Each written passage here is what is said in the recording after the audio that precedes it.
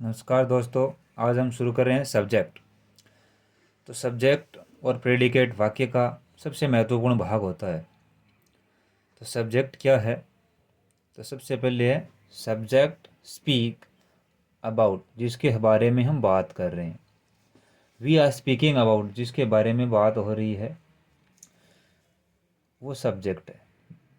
सामान्यतः हम ऐसा मानते हैं कर्ता यानी डूअर, किसी भी एक्शन को करने वाला।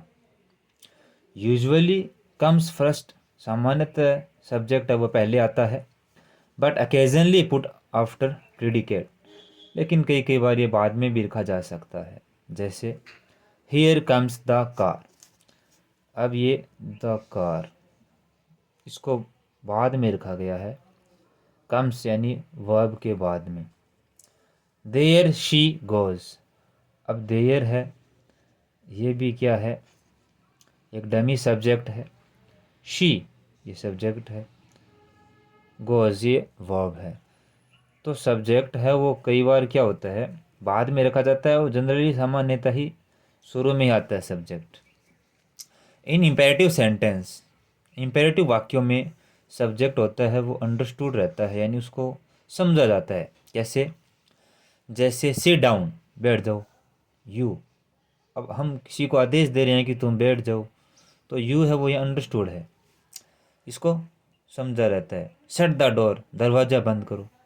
अब हम किसी को आदेश दे रहे हैं कि तुम दरवाज़ा बंद करो, दरवाज़ा बंद करो, तो यहाँ यू क्या है, अंडरस्टूड सब्जेक्ट है।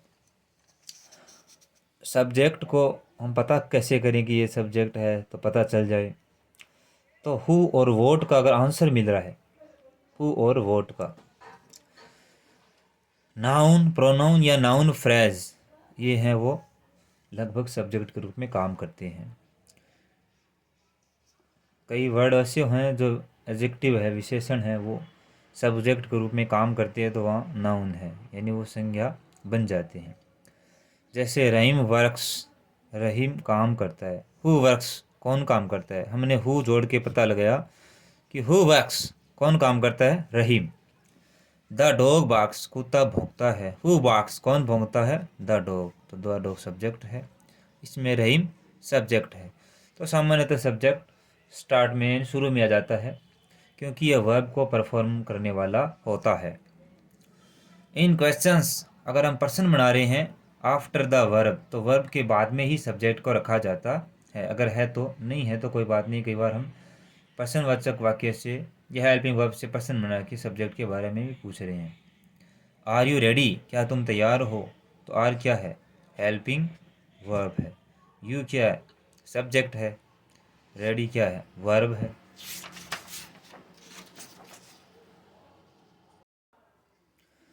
देर से स्टार्ट होने वाले वाक्य, there is a place holder, यानी किसी की जगह लेने वाला, और या डमी सब्जेक्ट, यानी एक सब्जेक्ट नहीं है लेकिन हमें ऐसा लग रहा है कि सब्जेक्ट है, लेकिन ये दूसरे की जगह प्रयुक्त होता है। डमी का मतलब होता है जो छदम है, झूठा है।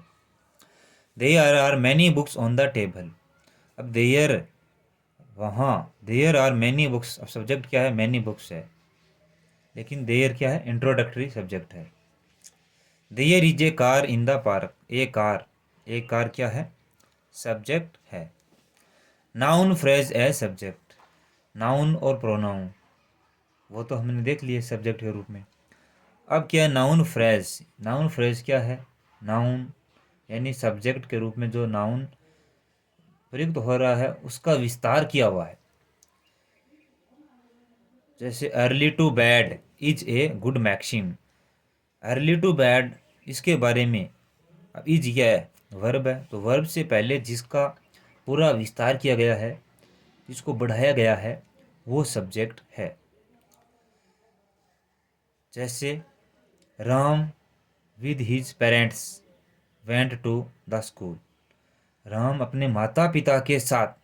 अब इसमें क्या किया गया है, सब्जेक्ट को एक्सपेंशन किया गया, यानी बढ़ाया गया है। तो सब्जेक्ट को हम बढ़ा के, या प्रेडिकेट यानी वर्ब, और वर्ब के भाग को बढ़ा के हम वाक्य का एक्सपेंशन यानी विस्तार कर सकते हैं।